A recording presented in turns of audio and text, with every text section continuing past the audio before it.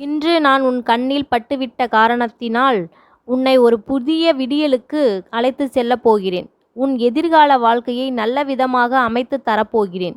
இனி உன் கஷ்டங்கள் எல்லாம் தீர்த்து நல்ல காலமாக ஆரம்பிக்கப் போகிறது. நான் உன்னை கடுமையான சோதனைக்கு உட்படுத்திய போதும் என் மீது உனக்குள்ள நம்பிக்கையும் பொறுமையும் மற்றும் பக்தியும் பல மடங்கு உயர்ந்துள்ளது. அதன் கைமாறாக உன் விருப்பத்தை நிறைவேற்றப் போகிறேன். ஒரு உயர்ந்த நிலைமைக்கு உன்னை கொண்டு சேர்க்கப் போகிறேன். காரணமில்லாமல் உனக்கு வலிகளை தரமாட்டேன். வலிகளை தந்தாலும் உனக்கு வழிகாட்டாமல் விடமாட்டேன். புளிப்பட்ட கல் விலையானது போல வலி கொண்ட மனம் வலிமை பெறும். நம்பிக்கையோடு செயல்படு, உனக்கு நல்லதே நடக்கும். உன் உழைப்பு என்றுமே வீண் போகாது. சிறு சிறு தடைகள் வரத்தான் செய்யும். அது இன்னும் உன்னை மெருகேற்றவே. புதிய உத்திகளை கண்டறி, கண்டிப்பாக வெற்றி பெறுவாய். உன்னுடைய சில முயற்சிகள் கைகூடாமல் போனதற்காக நீ உன் முயற்சியில் இருந்து பின்வாங்காதே. எல்லா அனுபவ பாடங்களையும் கற்று நீ ஒரு பெரிய குறிக்கோள்களை மிக எளிதில் அடைவாய். அனுபவங்கள் தரும் பாடங்களை மறவாதே. வரும் நாட்கள் உனக்கு மிக மகிழ்ச்சிகரமான நாட்களாக இருக்கும்.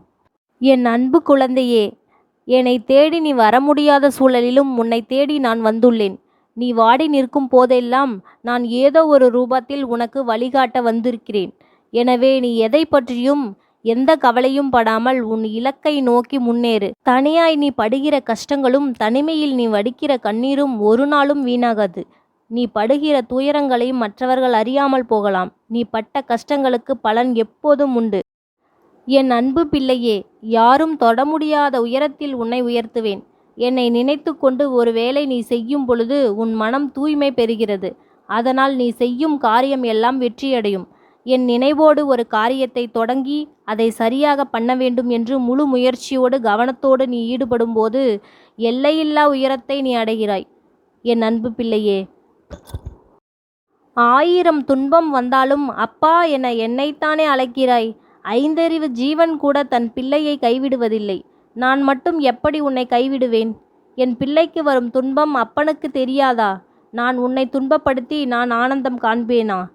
நான் என்றுமே உனக்கு துணையாக இருப்பேன். உன்னை கைவிடவே மாட்டேன்.